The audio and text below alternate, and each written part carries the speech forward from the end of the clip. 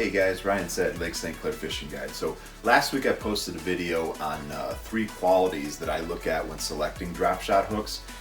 Those being the wire diameter, the barb, and the finish on the hook. What I'd like to do today is kind of look at my current arsenal of drop shot hooks. By no means is this list exhaustive. I've tried a lot more hooks beyond what I currently have in my rotation, but there's a lot that I haven't tried as well. So one of the cool things about fishing is that we're always learning. We're always thinking and trying new things. So if you've got some things that work for you, and especially if you know why they work, I'd love to see your comments in the feedback section. So send me what you got there. Let's start by looking at the Gamagatsu split shot drop shot hook. This is a tried and true. If you needed a place to start your drop shotting career, this is the place to do it. This is where most of us who guide have started fishing with drop shot. The guides that I talk to that I work with, they still use this one primarily, many of them. So this is a great drop shot hook to start with. It's specifically designed for drop shotting. It's been around for a while. It's a very well designed hook. It's caught millions of fish around the world. Great place to start for your drop shotting. The sizes that we use most of the time up here in the Great Lakes is going to be the 1/0 and then the number 1. Now, a number 1's a little bit smaller than a 1/0, but I actually favor the number 1 size. I talked last week about wire diameter and why that's important. This has a smaller wire diameter, this smaller hook. I actually took my calipers and I measured the wire diameter on this hook. I measured them on all of these hooks, and at the end of this video I'll post a spreadsheet that has all that information in it, so you can take a look at that. The numbers themselves aren't as important as having an awareness of wire diameter and how it might affect your bite on a particular day or your bite to land ratio on a particular day. So when I measured them, the 1/0 came in at around 0.8 of a mil, just a little bit more. And then the number 1 came in about 0.7 of a mil. So you're talking about a 1/10 of a mil difference. And I feel like over the course of a day, that can make a difference in the number of fish that you put in the boat. Both are going to catch a fish. On some days, there may be conditions where a 1/0 might actually do better on certain baits or things like that. But overall, day to day, I'm going to go with a lighter wire diameter in hopes of getting just a couple more fish in the boat. So I like the number 1 on that hook. The hook that I've actually been using probably the most the last year and a half to 2 years is also by Gamagatsu, but it's their Finesse drop shot hook.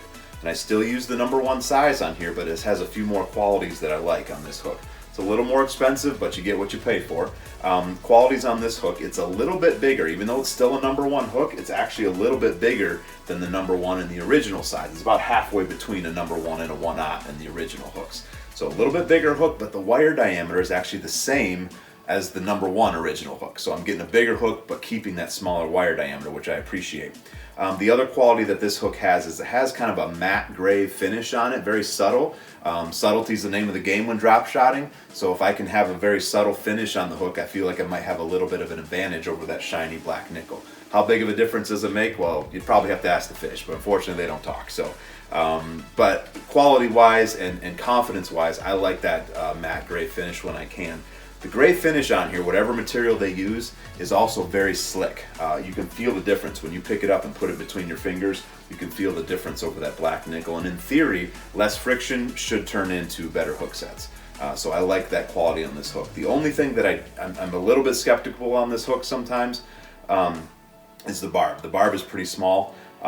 We've caught hundreds of fish. My clients have caught hundreds of fish over the last couple of years on this hook, but there's been a few where I've wondered, is it the barb that maybe that fish got off for that reason? So I still play around with different hooks, but overall this is a very quality hook, and that's the one that I've been using the most.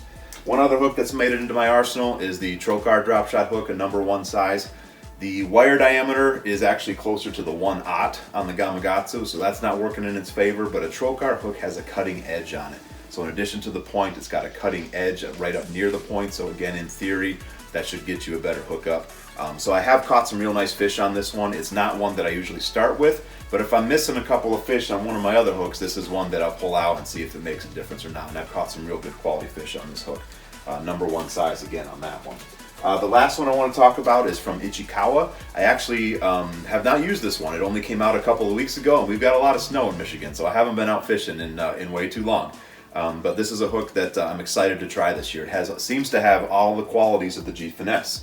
It's got that small wire diameter. It's about the same size as the Finesse. It's got a very slick finish. When I tried to pull one of these out of the package, it almost fell out of my fingers. So I really like this hook for that reason. And it's got a slightly bigger barb. So I'm going to be starting the season with the G Finesse hook because I've got a lot of confidence in, caught a lot of fish on it, but I'm going to be playing around with this one too to see if I notice any differences. So that's my arsenal right now. I've kind of whittled it down to these about 4 different hooks right now that I'm playing with. I'd love to hear your feedback, what's working for you. If you've got questions, I'd love to hear those as well. Thanks for checking out the video, and we'll see you on the next one.